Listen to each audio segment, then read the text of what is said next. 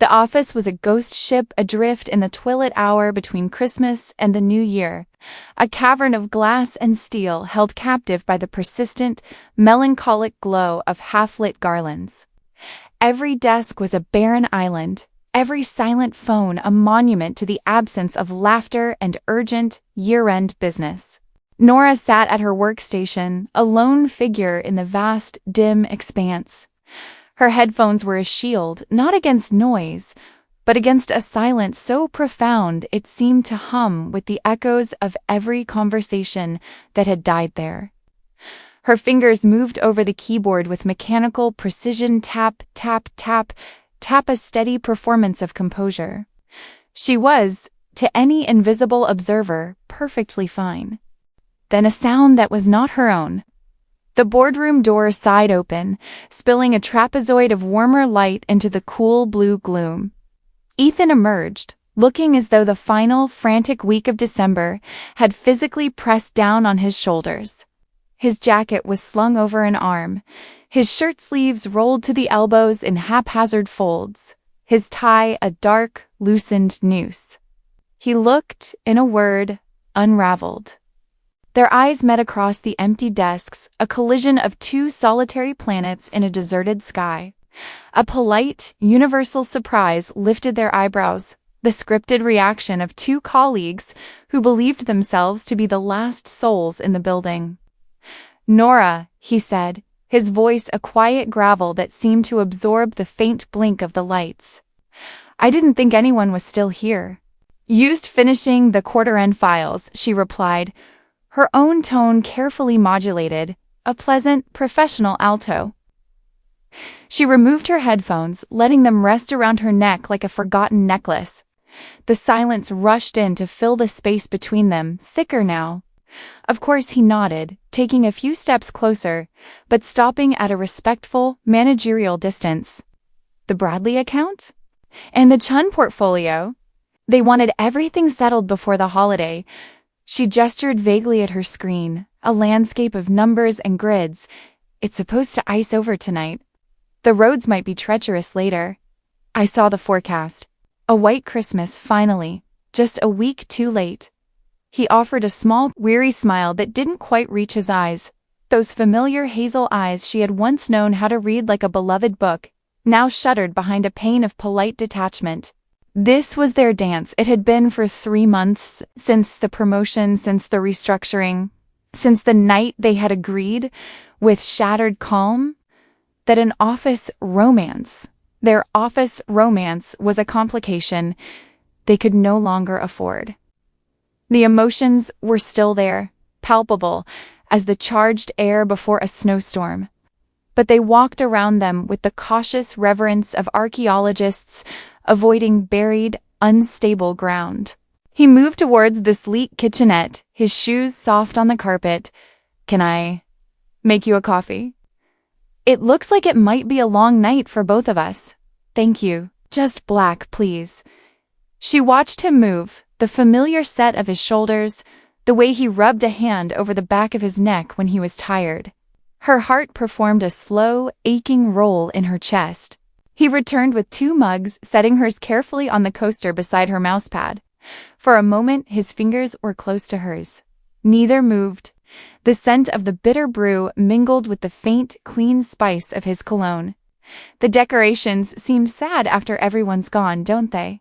he murmured, leaning against the partition of her cubicle, looking out at the strings of lights reflecting in the dark windows. "Like party guests after the host has gone to bed." "I was thinking the same thing," she admitted softly, the professional veneer cracking just enough to reveal a sliver of real feeling. All that effort for the party, and now they just blink into the void. He turned his gaze from the window to her, and the eye contact was suddenly longer, heavier than their carefully curated exchanges allowed. The hum of the server bank in the wall seemed to grow louder. "Nora," he began, then stopped, his jaw tightening. He looked down into his mug. "About the Bradley account, I know I was short with you in the meeting on Tuesday. The pressure was high, but it wasn't fair. I'm sorry. It was more than an apology for a tense meeting. It was a key tentatively offered, to the lockbox they had sealed everything in. "You were right about the vendor clause," she said, accepting the key. Her own guard began to lower, brick by painful brick. "I should have caught it earlier. I've been distracted." A faint, knowing smile touched his lips, bittersweet. "Me too." Outside, the first few flakes of snow began to drift past the floor-to-ceiling windows, catching the multicolored lights and turning into fleeting sparks of magic. Inside, the distance between them, both physical and emotional, began to compress in the quiet intimacy of the empty office. "Do you remember," he said, his voice now barely above a whisper, "last year? The Christmas party? We were the last ones here then, too." How could she forget? They had stolen a bottle of champagne and a plate of leftover gingerbread cookies, sitting right here on this floor, legs stretched out, talking about everything and nothing until the cleaning crew arrived. It was the night he first kissed her, his lips tasting of cinnamon and promise, under the very same garland that now blinked softly above them. "I remember," she breathed. "I thought it was at the beginning," he confessed, setting his mug down. He took one step closer, erasing the professional buffer zone. The air crackled. "This whole year, I felt like I was building a future. With you? And then I let us turn it into an ending over. Rules and titles." "We both did," she said, rising slowly from her chair, drawn to him as if by gravity. The pretense of work was abandoned. The performance of being fine was over. "We were scared." "I'm not scared of the rules anymore, Nora," he said, his eyes blazing with a sincerity that made her breath catch. "I'm terrified of watching you from across a conference room for the rest of my life. I'm terrified of these polite hellos and careful goodbyes. I miss you. It's a physical ache, and I can't work around it." The raw confession hung between them, more real and more dazzling than any Christmas light. Outside, the snow began to fall in earnest, swirling in great, silent curtains that wrapped the world outside in pure, soundless white. They were in a snow globe of their own making, a perfect, isolated universe where only the truth mattered. She reached out, her fingers brushing the loosened silk of his tie, then resting over his heart, feeling its frantic, steady beat against her palm. "Then don't," she whispered, the words a release. "Don't work around it." He cupped her face in his hands, his touch at once tentative and desperate. The last of the walls crumbled. "I love you," he murmured, the words warm against her lips. "It's the only deadline that matters." When he kissed her, it was nothing like the first, stolen kiss of a year ago. That had been spark and possibility. This was a homecoming, deep, certain, and layered with the profound relief of a truth finally spoken. The ghosts of unsaid words vanished. The blinking lights overhead no longer blinked into a void, but onto a new beginning, painted in the silent, holy white of a long-awaited Christmas snow. The kiss was a universe. It was the end of a long, cold solitude and the beginning of a warmth that started deep in her chest and radiated out to her fingertips. Outside, the snow thickened, a silent, furious white against the black sky, and for a timeless moment, the only things that existed were the soft pressure of his lips, the scent of him, and the thunderous, joyful beating of her own heart. Then, without warning, the world snapped back into focus with a violent shudder. The power flickered, a sickening dip that made the garlands blaze once, then dim. A second later, it died completely. The humming life of the building ceased, plunging them into a darkness so absolute and sudden it felt like a physical blow. Nora gasped against Ethan's mouth, her hands tightening on his shoulders. For 3 heartbeats, there was nothing but the sound of their mingled breath in the pure, consuming dark. Then, with a low, resonant hum, the emergency backup lights clicked on. They cast a dim, sulphurous glow from the corners of the room, washing the once familiar office in alien, elongated shadows. Desks became hulking shapes.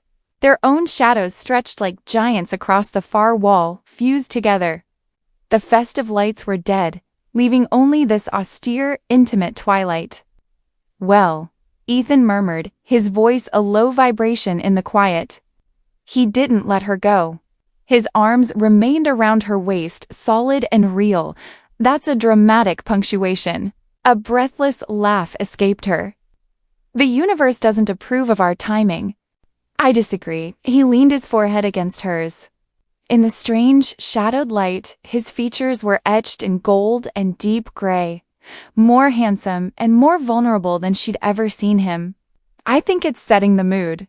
They stood like that for a long moment, wrapped in the new quiet, a quiet different from before. This wasn't the silence of emptiness, but the hushed, focused quiet of a shared secret.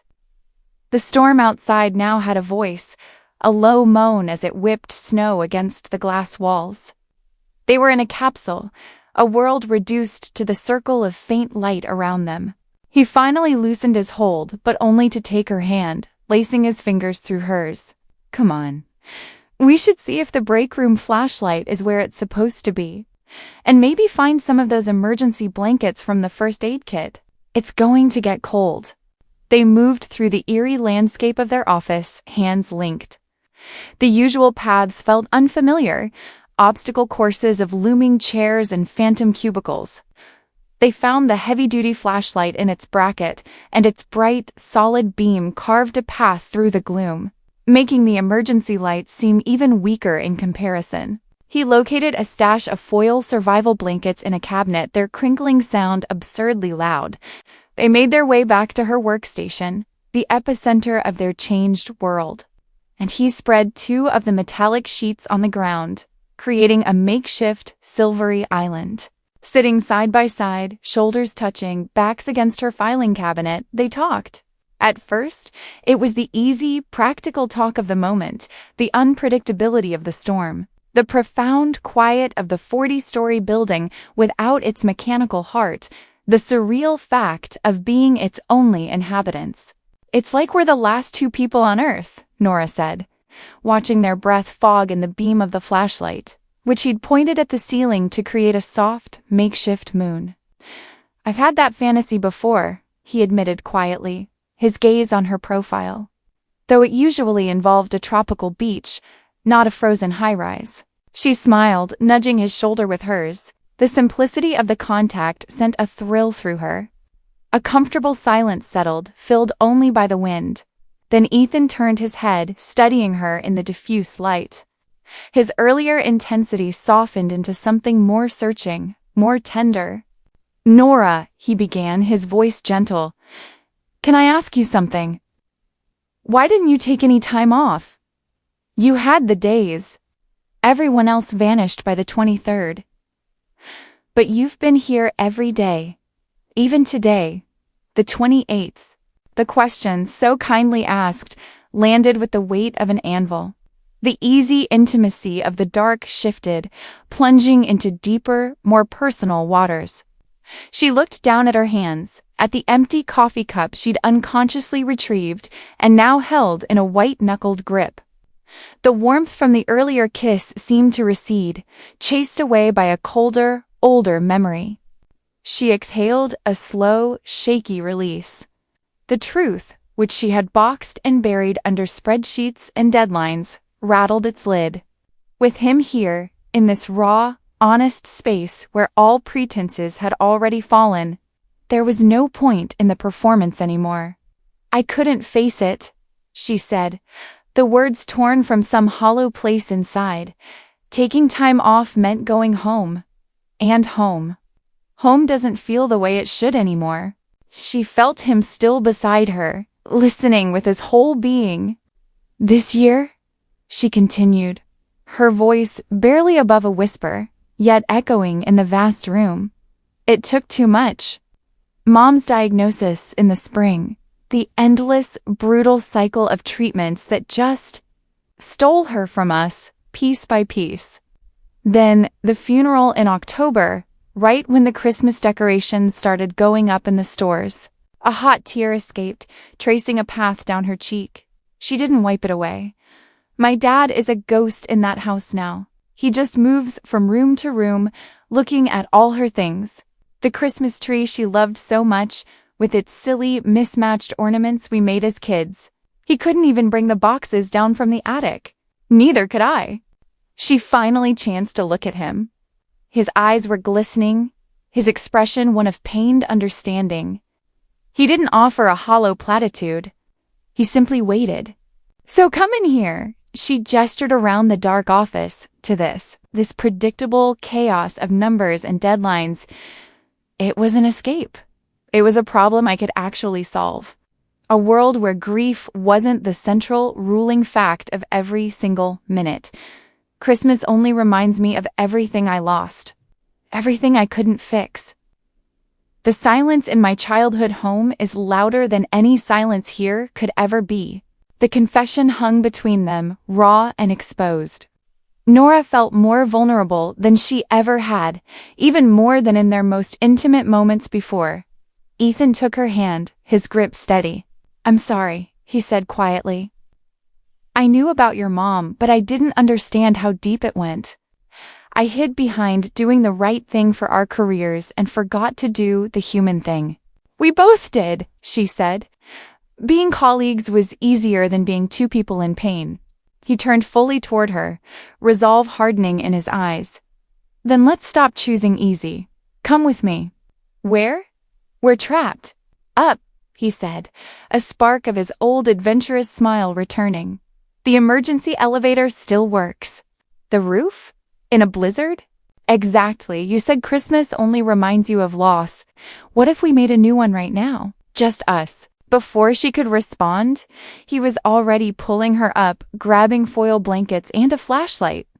The elevator creaked as it carried them skyward, and moments later, they pushed onto the rooftop, wind roaring like a living thing. Snow stung her face as Ethan wrapped the blanket around her shoulders and guided her to shelter beside the HVAC unit. High above the city's ghostly lights, he cupped her frozen face. "This is our Christmas," he shouted over the storm. "No ghosts, just us, and the fact that I love you." He kissed her, wild and fierce, swallowed by wind and snow. Her grief didn't disappear, but it cracked, making room for hope. Laughing and breathless, he pointed the flashlight into the storm. "It's chaos," he said. "It's ours." Then the roof groaned. The emergency lights flickered. A violent crack tore through the structure as the snow-laden section near the elevator penthouse collapsed, swallowing the HVAC unit whole.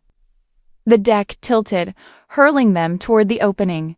Ethan dragged her back, clutching a conduit pipe as they slid across the ice. Nora's legs slipped over the edge below them. Darkness yawned straight down the elevator shaft. The flashlight fell, its beam vanishing into nothing. Now lit only by the flickering doorway, Ethan strained to hold her. "Don't let go!" he roared. The frozen pipe screamed in protest, a bolt snapped, and as their eyes locked, the conduit began to tear free.